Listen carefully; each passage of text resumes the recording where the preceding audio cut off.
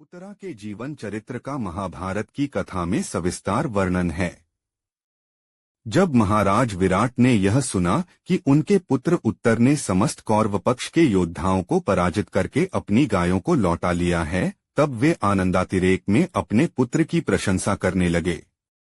इस पर कंक धर्मराज युधिष्ठिर ने कहा कि जिसका सारथी बृहन्नला महारथी अर्जुन हो, उसकी विजय तो निश्चित ही है। महाराज विराट को यह असह्य हो गया कि राज्यसभा में पासा बिछाने के लिए नियुक्त ब्राह्मण कंक उनके पुत्र के बदले नपुंसक बृहन्नला की प्रशंसा करे। उन्होंने पासा खींचकर मार दिया और कंक की नासिका से रक्त निकलने लगा।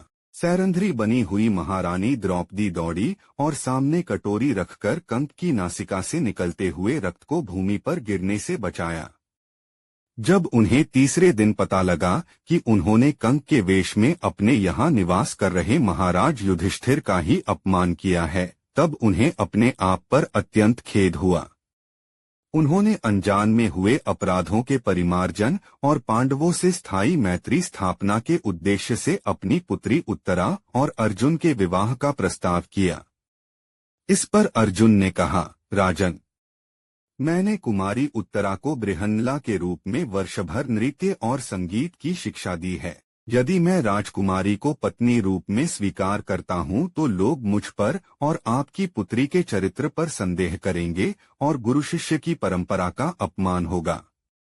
राजकुमारी मेरे लिए पुत्री के समान है, इसलिए अपने पुत्र अभिमन्यु की पत्नी के रूप में मैं उन्हें स्वीकार करता हूँ। भगवान श्री कृष्ण के भांजे को जामाता के रूप में स्वीकार करना आपके लिए भी गौरव की बात होगी। सभी ने अर्जुन की धर्मनिष्ठा की प्रशंसा की और उत्तरा का विवाह अभिमन्यु से संपन्न हो गया। महाभारत के संग्राम में अर्जुन संसप्तकों से युद्ध करने के लिए दूर चले गए और गुरु द्रोणाचार्य ने उनकी अनुपस्थिति में चक्रव्यूह का निर्माण किया। भगवान शंकर के वरदान से जयद्रथ ने सभी पांडवों को व्यूह में प्रवेश करने से रोक दिया। अकेले अभिमन्यु ही व्यूह में प्रवेश कर पाए। महावीर अभिमन्यु ने अद्भुत पराक्रम का प्रदर्शन किया। उन्होंने कौरव पक्ष के प्रमुख महारथियों को बार बार हराया। अंत में पितामह भीष्म, अंगराज कर्ण और दुर्योधन आदि सभी महारथियों ने एक साथ मिलकर अन्यायपूर्वक अभिमन्यु का वध कर दिया। सती उत्तरा उस समय गर्भवती थीं। भगवान श्री कृष्ण ने उन्हें आश्वासन देकर पति के साथ सती होने से रोक दिया। जब अश्वत्थामा ने द्रौपदी के 5 पुत्रों को मार डाला तथा शिविर में आग लगाकर भाग गया, तब अर्जुन ने उसको पकड़कर द्रौपदी के सम्मुख उपस्थित किया।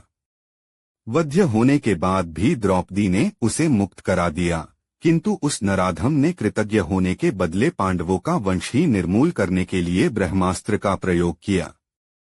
उत्तरा की करुण पुकार सुनकर भगवान गोविंद ने सूक्ष्म रूप से उनके गर्भ में प्रवेश करके पांडवों के एकमात्र वंशधर की ब्रह्मास्त्र से रक्षा की, किंतु जन्म के समय बालक मृत पैदा हुआ। यह समाचार सुनकर श्री कृष्ण जी ने सूतिका गृह में प्रवेश किया। भक्तवत्सल भगवान ने तत्काल जल छिड़ककर बालक को जीवन दान दिया। सहसा बालक का श्वास चलने लगा। चारों ओर आनंद की लहर दौड़ गई। पांडवों का यही वंशधर परीक्षित के नाम से प्रसिद्ध हुआ। भगवत भक्ति और विश्वास की अनुपम प्रतीक सती उत्तरा धन्य है। लाइक, सब्सक्राइब और आगे शेयर करें। मिलते हैं अगली वीडियो में। धन्यवाद।